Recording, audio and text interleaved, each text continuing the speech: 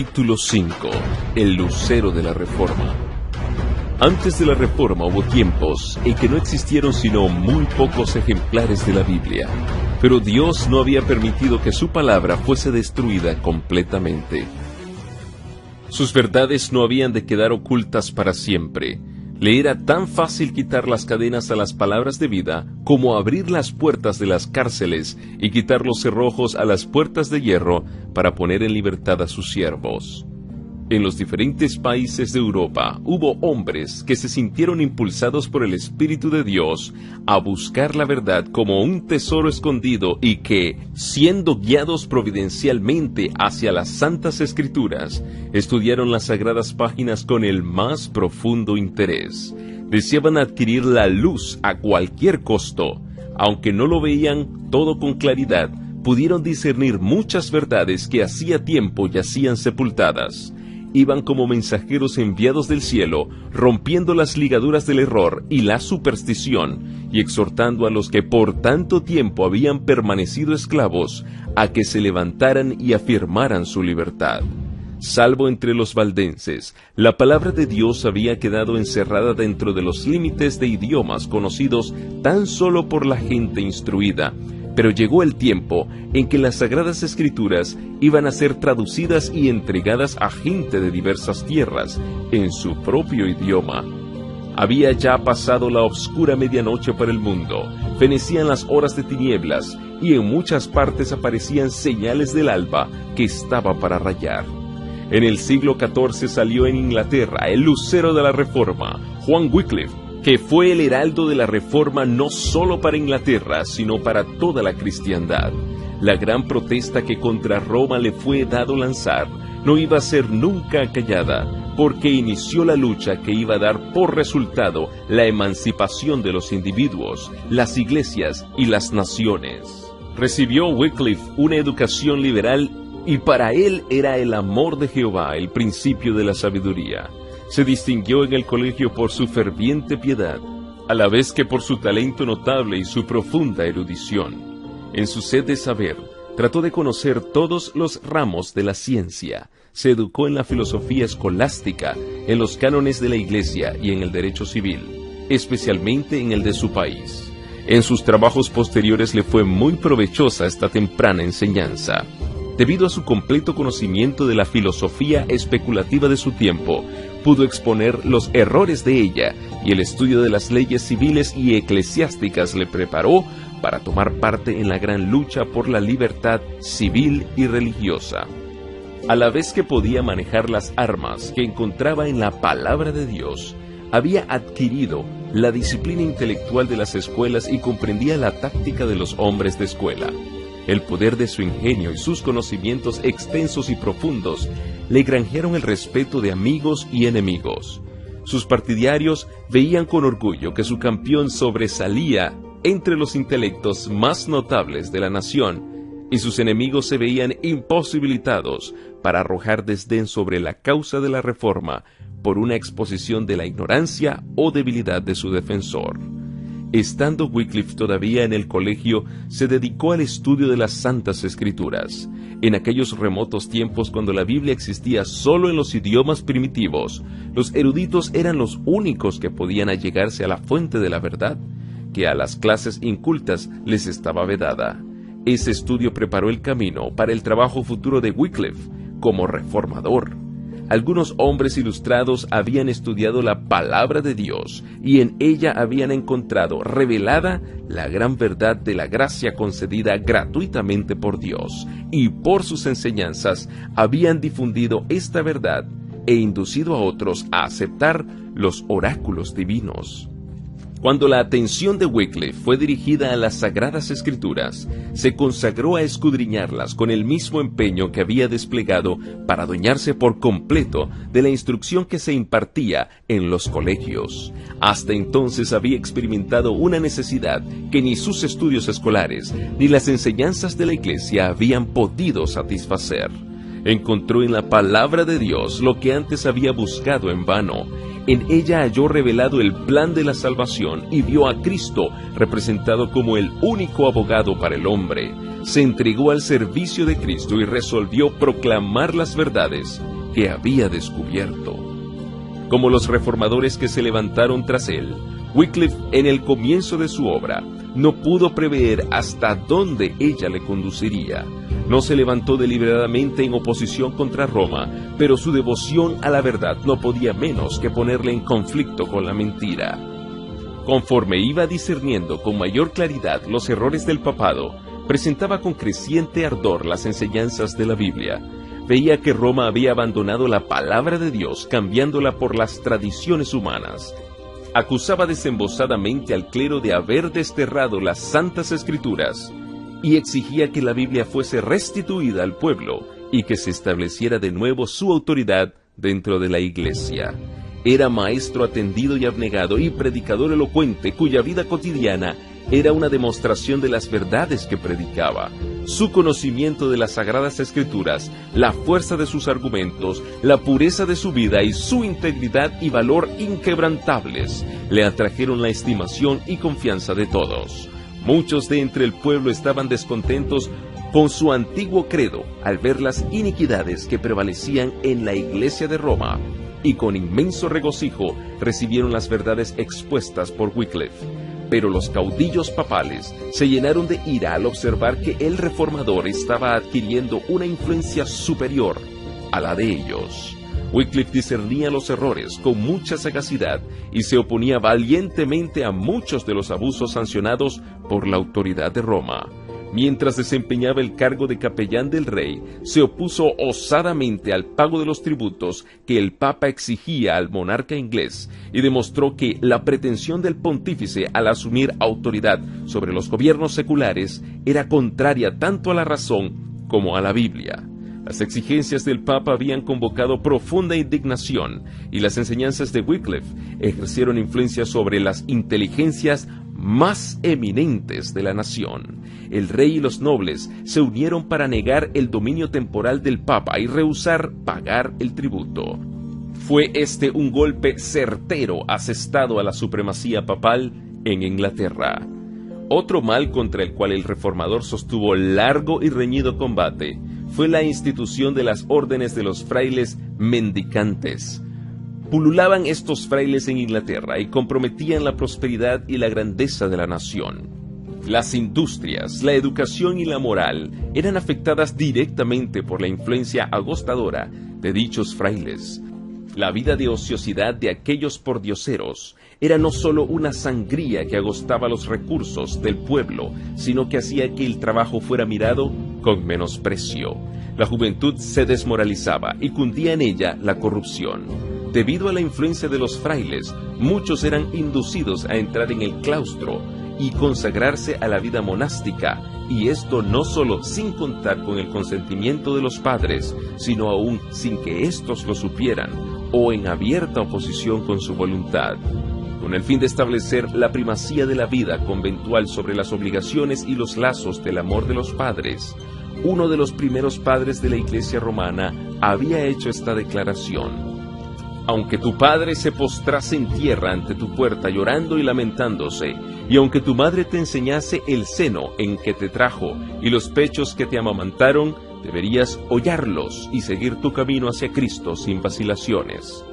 Con esta monstruosa inhumanidad, como la llamó Lutero más tarde, más propia de lobos o de tiranos que de cristianos y del hombre, se endurecían los sentimientos de los hijos para con sus padres. Así los caudillos papales, como antaño los fariseos, anulaban el mandamiento de Dios mediante sus tradiciones, y los hogares eran desolados, viéndose privados los padres de la compañía de sus hijos e hijas. Aún los mismos estudiantes de las universidades eran engañados por las falsas representaciones de los monjes e inducidos a incorporarse en sus órdenes. Muchos se arrepentían luego de haber dado ese paso, al echar de ver que marchitaban su propia vida y ocasionaban congojas a sus padres, pero una vez cogidos en la trampa, les era imposible recuperar la libertad. Muchos padres, temiendo la influencia de los monjes, rehusaban enviar a sus hijos a las universidades, y disminuyó notablemente el número de alumnos que asistían a los grandes centros de enseñanza. Así, decayeron estos planteles y prevaleció la ignorancia. El Papa había dado a los monjes facultad de oír confesiones y de otorgar absolución, cosa que se convirtió en mal incalculable. En su afán por incrementar sus ganancias, los frailes estaban tan dispuestos a conceder la absolución al culpable que toda clase de criminales se acercaba a ellos y se notó, en consecuencia, un gran desarrollo de los vicios más perniciosos. Dejábase padecer a los enfermos y a los pobres, en tanto que los donativos que pudieran aliviar sus necesidades eran depositados a los pies de los monjes, quienes con amenazas exigían las limosnas del pueblo y denunciaban la impiedad de los que las retenían. No obstante su voto de pobreza, la riqueza de los frailes iba en constante aumento y sus magníficos edificios y sus mesas suntuosas hacían resaltar más la creciente pobreza de la nación. Y mientras que ellos dedicaban su tiempo al fausto y a los placeres, mandaban en su lugar a hombres ignorantes que sólo podían relatar cuentos maravillosos, leyendas y chistes para divertir al pueblo y hacerle cada vez más víctima de los engaños de los monjes. A pesar de todo esto, los tales seguían ejerciendo dominio sobre las muchedumbres supersticiosas y haciéndoles creer que todos sus deberes religiosos se reducían a reconocer la supremacía del Papa, adorar a los santos y hacer donativos a los monjes, y que esto era suficiente para asegurarles un lugar en el cielo. Hombres instruidos y piadosos se habían esforzado en vano por realizar una reforma en estas órdenes monásticas, pero Wycliffe, que tenía más perspicacidad, asestó sus golpes a la raíz del mal, declarando que de por sí el sistema era malo y que debería ser suprimido. Se suscitaron discusiones e investigaciones. Mientras los monjes atravesaban el país vendiendo indulgencias del Papa, muchos habían que dudaban de la posibilidad de que el perdón se pudiera comprar con dinero y se preguntaban si no era más razonable buscar el perdón de Dios antes que el del pontífice de Roma. No pocos se alarmaban al ver la rapacidad de los frailes, cuya codicia parecía insaciable. Los monjes y sacerdotes de Roma, decían ellos, nos roen como el cáncer. Dios tiene que librarnos o el pueblo perecerá. Para disimular su avaricia, estos monjes mendicantes aseveraban seguir el ejemplo del Salvador y declaraban que Jesús y sus discípulos habían sido sostenidos por la caridad de la gente. Este aserto perjudicó su causa porque indujo a muchos a investigar la verdad en la Biblia, que era lo que menos deseaba Roma, pues los intelectos humanos eran así dirigidos a la fuente de la verdad que ella trataba de ocultarles. Wycliffe empezó a publicar folletos contra los frailes, no tanto para provocarlos a discutir con él, como para llamar la atención de la gente hacia las enseñanzas de la Biblia y hacia su autor. Declaró que el poder de perdonar o de excomulgar no le había sido otorgado al Papa en grado mayor que a los simples sacerdotes, y que nadie podía ser verdaderamente excomulgado mientras no hubiese primero atraído sobre sí la condenación de Dios. Y en verdad que Wycliffe no hubiera podido acertar con un medio mejor de derrocar el formidable dominio espiritual y temporal que el Papa levantara y bajo el cual millones de hombres gemían cautivos en cuerpo y alma. Wycliffe fue nuevamente llamado a defender los derechos de la corona de Inglaterra contra las usurpaciones de Roma, y habiendo sido nombrado embajador del rey, pasó 2 años en los Países Bajos, conferenciando con los comisionados del Papa. Allí estuvo en contacto con eclesiásticos de Francia, Italia y España, y tuvo oportunidad de ver lo que había entre bastidores y de conocer muchas cosas que en Inglaterra no hubiera descubierto. Se enteró de muchas cosas que le sirvieron de argumento en sus trabajos posteriores. En aquellos representantes de la corte del Papa leyó el verdadero carácter y las aspiraciones de la jerarquía. Volvió a Inglaterra para reiterar sus anteriores enseñanzas con más valor y celo que nunca, declarando que la codicia, el orgullo y la impostura eran los dioses de Roma. Hablando del Papa y de sus recaudadores, decía en uno de sus folletos: ellos sacan de nuestra tierra el sustento de los pobres y miles de marcos al año del dinero del rey, a cambio de sacramentos y artículos espirituales, lo cual es maldita herejía simoníaca, y hacen que toda la cristiandad mantenga y afirme esta herejía. Y a la verdad, si en nuestro reino hubiera un cerro enorme de oro, y no lo tocara jamás hombre alguno, sino solamente este recaudador sacerdotal orgulloso y mundano, en el curso del tiempo el cerro llegaría a gastarse todo entero, porque él se lleva cuanto dinero haya en nuestra tierra y no nos devuelve más que la maldición que Dios pronuncia sobre su simonía. Poco después de su regreso a Inglaterra, Wycliffe recibió del rey el nombramiento de rector de Lutterworth. Esto le convenció de que el monarca, cuando menos, no estaba descontento con la franqueza con que había hablado. Su influencia se dejó sentir en las resoluciones de la corte, tanto como en las opiniones religiosas de la nación. Pronto fueron lanzados contra Wycliffe los rayos y las centellas papales. 3 bulas fueron enviadas a Inglaterra, a la universidad, al rey y a los prelados, ordenando todas que se tomaran inmediatamente medidas decisivas para obligar a guardar silencio al maestro de herejía. Sin embargo, antes de que se recibieran las bulas, los obispos, inspirados por su celo, habían citado a Wycliffe a que compareciera ante ellos para ser juzgado, pero 2 de los más poderosos príncipes del reino le acompañaron al tribunal, y el gentío que rodeaba el edificio y que se agolpó dentro de él dejó a los jueces tan cohibidos que se suspendió el proceso y se le permitió a Wycliffe que se retirara en paz. Poco después, Eduardo III, a quien ya entrado en años procuraban indisponer los prelados contra el reformador, murió, y el antiguo protector de Wycliffe llegó a ser regente del reino. Pero la llegada de las bulas pontificales impuso a toda Inglaterra la orden perentoria de arrestar y encarcelar al hereje. Esto equivalía a una condenación a la hoguera. Ya parecía pues Wycliffe destinado a ser pronto víctima de las venganzas de Roma.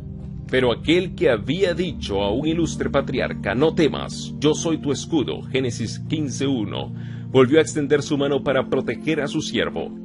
Así que el que murió no fue el reformador, sino Gregorio XI, el pontífice, que había decretado su muerte, y los eclesiásticos que se habían reunido para el juicio de Wycliffe se dispersaron. La providencia de Dios dirigió los acontecimientos de tal manera que ayudaron al desarrollo de la reforma. Muerto Gregorio, eligiéronse 2 papas rivales. 2 poderes en conflicto, cada cual pretendiéndose infalible, reclamaban la obediencia de los creyentes. Cada uno pedía el auxilio de los fieles para hacerle la guerra al otro, su rival, y reforzaba sus exigencias con terribles anatemas contra los adversarios y con promesas celestiales para sus partidarios. Esto debilitó notablemente el poder papal. Harto tenían que hacer ambos partidos rivales para pelear uno con otro, de modo que Wycliffe pudo descansar por algún tiempo. Anatemas y recriminaciones volaban de un papa al otro, y ríos de sangre corrían en la contienda de tan encontrados intereses. La iglesia rebosaba de crímenes y escándalos. Entre tanto, el reformador vivía tranquilo, retirado en su parroquia de Lutterworth, trabajando diligentemente por hacer que los hombres apartaran la atención de los papas en guerra uno con otro y que la fijaran en Jesús, el príncipe de paz. El cisma, con la contienda y corrupción que produjo, preparó el camino para la reforma, pues ayudó al pueblo a conocer el papado tal cual era. En un folleto que publicó Wycliffe sobre el cisma de los papas, exhortó al pueblo a considerar si ambos sacerdotes no decían la verdad al condenarse uno al otro como anticristos. Dios, decía él, no quiso que el enemigo siguiera reinando tan solo en uno de estos sacerdotes, sino que puso enemistad entre ambos, para que los hombres, en el nombre de Cristo, puedan vencer a ambos con mayor facilidad. Como su maestro, predicaba Wycliffe el Evangelio a los pobres, no dándose por satisfecho con hacer que la luz brillara únicamente en aquellos humildes hogares de su propia parroquia de Lutterworth. Quiso difundirla por todos los ámbitos de Inglaterra. Para esto organizó un cuerpo de predicadores, todos ellos hombres sencillos y piadosos, que amaban la verdad y no ambicionaban otra cosa que extenderla por todas partes. Para darla a conocer, enseñaban en los mercados, en las calles de las grandes ciudades y en los sitios apartados. Visitaban a los ancianos, a los pobres y a los enfermos, impartiéndoles las buenas nuevas de la gracia de Dios. Siendo profesor de teología en Oxford, predicaba Wycliffe la palabra de Dios en las aulas de la universidad. Presentó la verdad a los estudiantes con tanta fidelidad que mereció el título de doctor evangélico, pero la obra más grande de su vida había de ser la traducción de la Biblia en el idioma inglés. En una obra sobre la verdad y el significado de las Escrituras, dio a conocer su intención de traducir la Biblia para que todo hombre en Inglaterra pudiera leer en su propia lengua y conocer por sí mismo las obras maravillosas de Dios. Pero de pronto tuvo que suspender su trabajo. Aunque no tenía aún 60 años de edad, sus ocupaciones continuas, el estudio y los ataques de sus enemigos le habían debilitado y envejecido prematuramente. Le sobrevino una peligrosa enfermedad cuyas nuevas, al llegar a oídos de los frailes, los llenaron de alegría. Pensaron que en tal trance lamentaría Wycliffe amargamente el mal que había causado a la iglesia.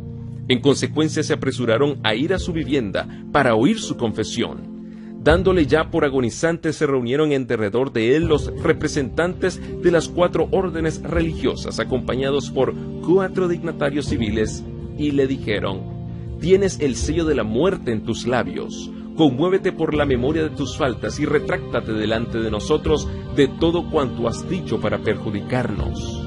El reformador escuchó en silencio. Luego ordenó a su criado que le ayudara a incorporarse en su cama, y mirándolos con fijeza, mientras permanecían puestos en pie, esperando oír su retractación, les habló con aquella voz firme y robusta que tantas veces les había hecho temblar, y les dijo: «No voy a morir, sino que viviré para volver a denunciar las maquinaciones de los frailes». Sorprendidos y corridos los monjes, se apresuraron a salir del aposento. Las palabras de Wycliffe se cumplieron. Vivió lo bastante para poder dejar en manos de sus connacionales el arma más poderosa contra Roma, la Biblia. El agente enviado del cielo para libertar, alumbrar y evangelizar al pueblo. Muchos y grandes fueron los obstáculos que tuvo que vencer para llevar a cabo esta obra. Se veía cargado de achaques, sabía que solo le quedaban unos pocos años de dedicar a sus trabajos y se daba cuenta de la oposición que debía arrostrar. Pero, animado por las promesas de la palabra de Dios, siguió adelante sin que nada le intimidara. Estaba en pleno goce de sus fuerzas intelectuales y enriquecido por mucha experiencia. La providencia especial de Dios le había conservado y preparado para esta, la mayor de sus obras, de modo que mientras toda la cristiandad se hallaba envuelta en tumultos, el reformador en su rectoría de Lutterworth, sin hacer caso de la tempestad que rugía en derredor, se dedicaba a la tarea que había escogido. Por fin dio cima a la obra. Acabó la primera traducción de la Biblia que se hiciera en inglés. El libro de Dios quedaba abierto para Inglaterra. El reformador ya no temía la prisión ni la hoguera. Había puesto en manos del pueblo inglés una luz que jamás se extinguiría. Al darles la Biblia a sus compatriotas, había hecho más para romper las cadenas de la ignorancia y del vicio, y para libertar y engrandecer a su nación, que todo lo que jamás se consiguiera con las victorias más brillantes en los campos de batalla. Como todavía la imprenta no era conocida, los ejemplares de la Biblia no se multiplicaban, sino mediante un trabajo lento y enojoso. Tan grande era el empeño de poseer el libro, que muchos se dedicaron voluntariamente a copiarlo. Sin embargo, les costaba mucho a los copistas satisfacer los pedidos. Algunos de los compradores más ricos deseaban la Biblia entera, otros compraban solamente una porción. En muchos casos se unían varias familias para comprar un ejemplar. De este modo, la Biblia de Wycliffe no tardó en abrirse paso en los hogares del pueblo. Como el sagrado libro apelaba a la razón, logró despertar a los hombres de su pasiva sumisión a los dogmas papales. En lugar de estos, Wycliffe enseñaba las doctrinas distintivas del protestantismo, la salvación por medio de la fe en Cristo y la infalibilidad única de las Sagradas Escrituras. Los predicadores que él enviaba ponían en circulación la Biblia junto con los escritos del reformador, y con tan buen éxito que la nueva fe fue aceptada por casi la mitad del pueblo inglés. La aparición de las Santas Escrituras llenó de profundo desaliento a las autoridades de la Iglesia.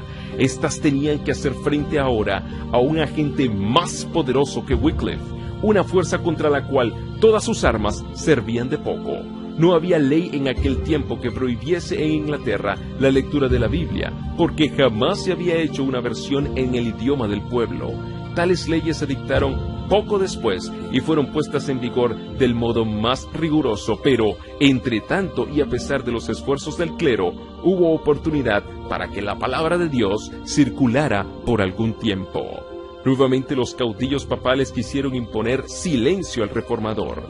Le citaron ante 3 tribunales sucesivos para juzgarlo, pero sin resultado alguno. Primero, un sínodo de obispos declaró que sus escritos eran heréticos y, logrando atraer a sus miras al joven rey Ricardo II, obtuvo un decreto real que condenaba a la prisión a todos los que sostuviesen las doctrinas condenadas. Wycliffe apeló de esa sentencia del sínodo al Parlamento.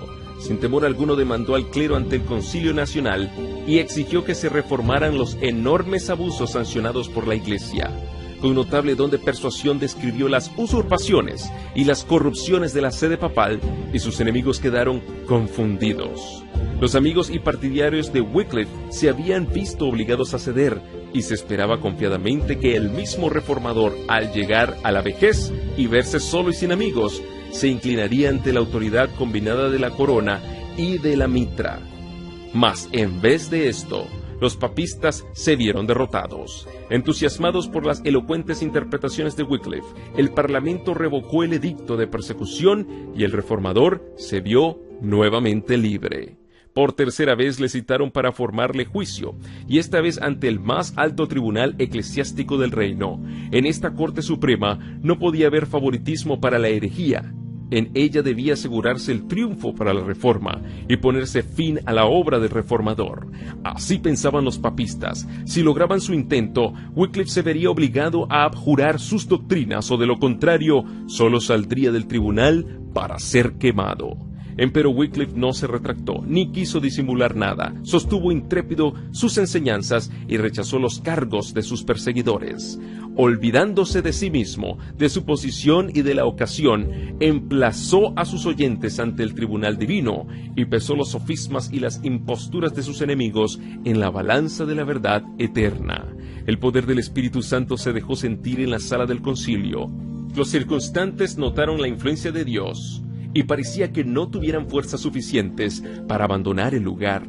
Las palabras del reformador eran como flechas de la aljaba de Dios, que penetraban y herían sus corazones. El cargo de herejía que pesaba sobre él, Wycliffe lo lanzó contra aquellos con poder irresistible.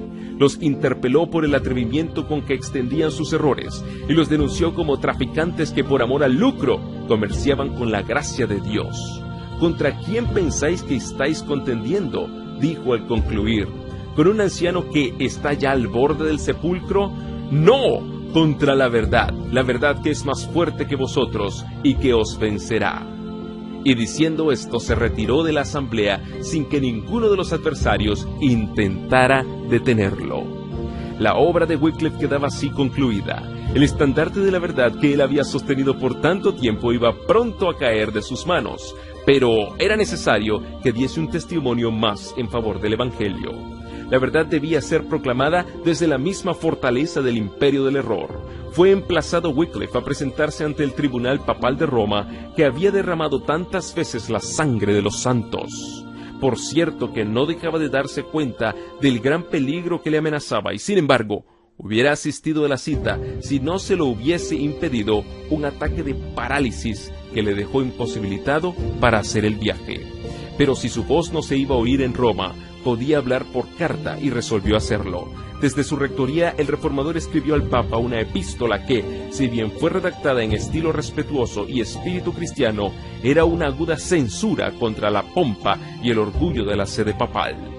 En verdad me regocijo, decía, en hacer notoria y afirmar delante de todos los hombres la fe que poseo, y especialmente ante el obispo de Roma, quien, como supongo que ha de ser persona honrada y de buena fe, no se negará a confirmar gustoso esta mi fe, o la corregirá si acaso la encuentra errada. En primer término, supongo que el Evangelio de Cristo es toda la substancia de la ley de Dios. Declaro y sostengo que por ser el obispo de Roma, el vicario de Cristo aquí en la tierra, está sujeto más que nadie a la ley del Evangelio. Porque entre los discípulos de Cristo, la grandeza no consistía en dignidades o valer mundanos, sino en seguir de cerca a Cristo e imitar fielmente su vida y sus costumbres. Durante el tiempo de su peregrinación en la tierra, Cristo fue un hombre muy pobre que despreciaba y desechaba todo poder y todo honor terreno. Ningún hombre de buena fe debiera seguir al Papa ni a santo alguno, sino en aquello en que ellos siguen el ejemplo del Señor Jesucristo. Pues San Pedro y los hijos de Zebedeo, al desear honores del mundo, lo cual no es seguir las pisadas de Cristo, pecaron y por lo tanto no deben ser imitados en sus errores. El Papa debería dejar al poder secular todo dominio y gobierno temporal y con tal fin exhortar y persuadir eficazmente a todo el clero a hacer otro tanto, pues así lo hizo Cristo y especialmente sus apóstoles. Por consiguiente, si me he equivocado en cualquiera de estos puntos, estoy dispuesto a someterme a la corrección y aún a morir si es necesario. Si pudiera yo obrar conforme a mi voluntad y deseo, siendo dueño de mí mismo, de seguro que me presentaría ante el obispo de Roma, pero el Señor se ha dignado visitarme para que se haga lo contrario y me ha enseñado a obedecer a Dios antes que a los hombres. Al concluir decía: oremos a Dios para que mueva de tal modo el corazón de nuestro Papa Urbano VI, que él y su clero sigan al Señor Jesucristo en su vida y costumbres, y así se lo enseñen al pueblo, a fin de que siendo ellos el dechado, todos los fieles los imiten con toda fidelidad.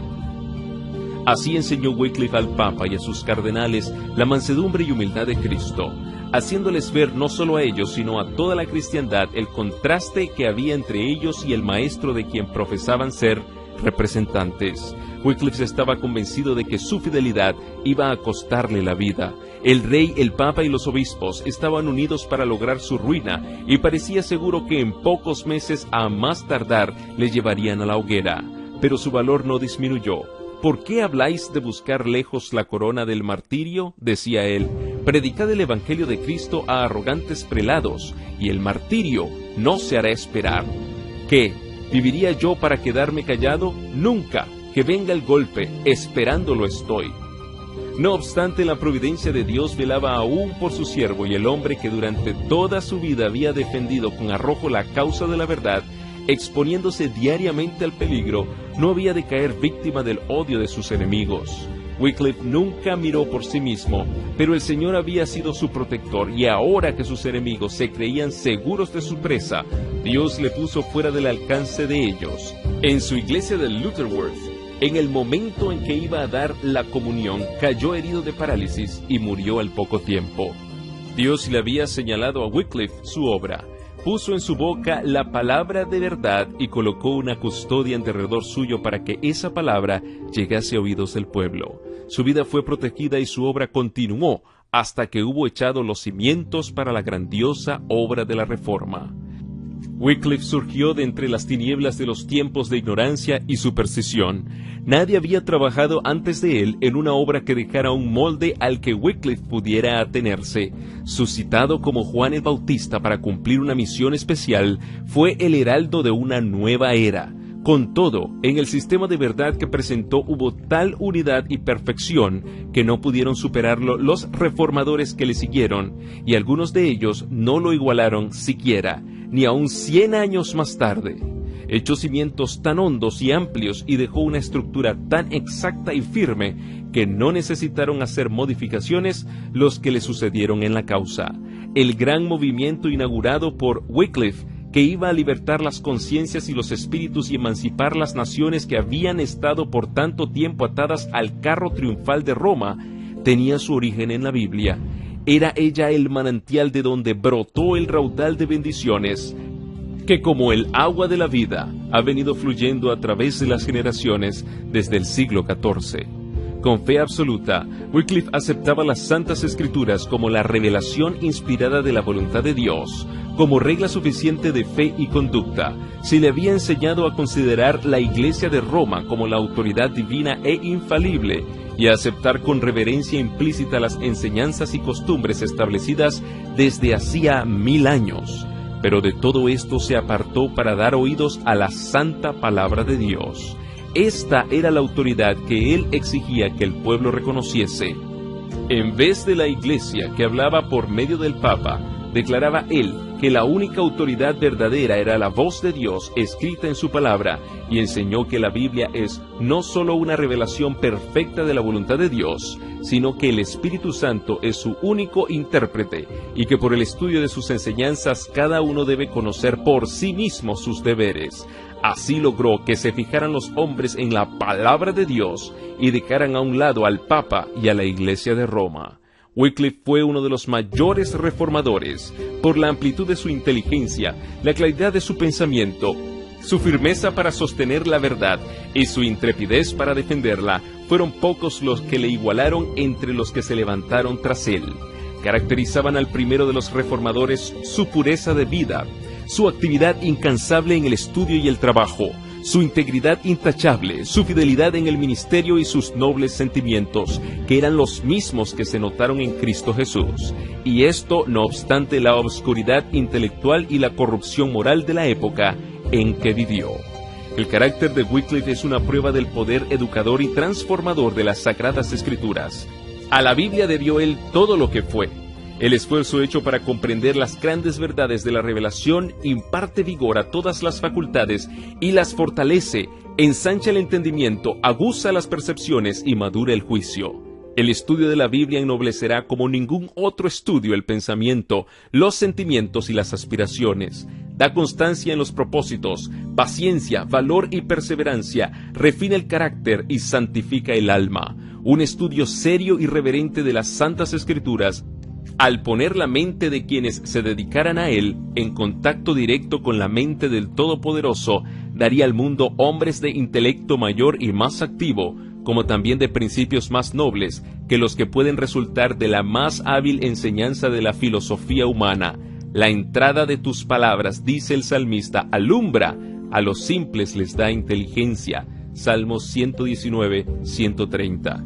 Las doctrinas que enseñó Wycliffe siguieron cundiendo por algún tiempo. Sus partidarios, conocidos como wyclifistas y lollardos, no solo recorrían Inglaterra, sino que se esparcieron por otras partes, llevando a otros países el conocimiento del Evangelio. Cuando su jefe falleció, los predicadores trabajaron con más celo aún que antes, y las multitudes acudían a escuchar sus enseñanzas. Algunos miembros de la nobleza y la misma esposa del rey contábanse en el número de los convertidos, y en muchos lugares se notaba en las costumbres del pueblo un cambio notable, y se sacaron de las iglesias los símbolos idólatras del romanismo. Pero pronto la tempestad de la despiadada persecución se desató sobre aquellos que se atrevían a aceptar la Biblia como guía. Los monarcas ingleses, ansiosos de confirmar su poder con el apoyo de Roma, no vacilaron en sacrificar a los reformadores. Por primera vez en la historia de Inglaterra fue decretado el uso de la hoguera para castigar a los propagadores del Evangelio. Los martirios seguían a los martirios. Los que abogaban por la verdad eran desterrados o atormentados y solo podían clamar al oído del Dios de Sabaoth. Se les perseguía como enemigos de la Iglesia y traidores del reino, pero ellos seguían predicando en lugares secretos, buscando refugio lo mejor que podían en las humildes casas de los pobres y escondiéndose muchas veces en cuevas y antros de la tierra. A pesar de la ira de los perseguidores, continuó serena, firme y paciente por muchos siglos la protesta que los siervos de Dios sostuvieron contra la perversión predominante de las enseñanzas religiosas. Los cristianos de aquellos tiempos primitivos no tenían más que un conocimiento parcial de la verdad, pero habían aprendido a amar la palabra de Dios y a obedecerla, y por ella sufrían con paciencia.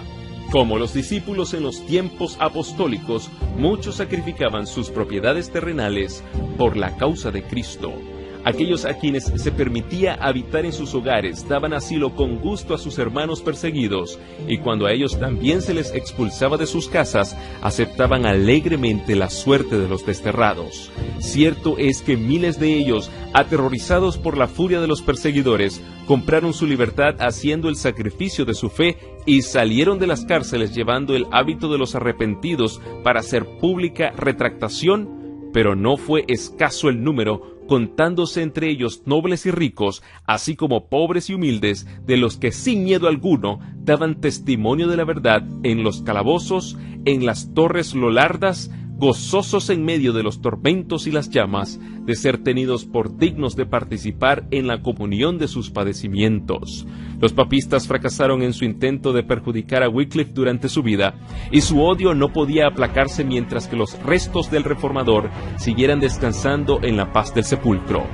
Por un decreto del Concilio de Constanza, más de 40 años después de la muerte de Wycliffe, sus huesos fueron exhumados y quemados públicamente, y las cenizas arrojadas a un arroyo cercano. Ese arroyo, dice un antiguo escritor, llevó las cenizas al río Avon, el Avon al Severna, el Severna a los mares y estos al océano, y así es como las cenizas de Wycliffe son emblema de sus doctrinas, las cuales se hallan esparcidas hoy día por el mundo entero. Cuán poco alcanzaron a comprender sus enemigos el significado de su acto perverso. Por medio de los escritos de Wycliffe, Juan Hus de Bohemia fue inducido a renunciar a muchos de los errores de Roma y a asociarse a la obra de reforma. Y de este modo, en aquellos dos países tan distantes uno de otro, fue sembrada la semilla de la verdad. De Bohemia se extendió la obra hasta otros países. La mente de los hombres fue encauzada hacia la palabra de Dios, que por tan largo tiempo había sido relegada al olvido. La mano divina estaba así preparando el camino a la gran reforma.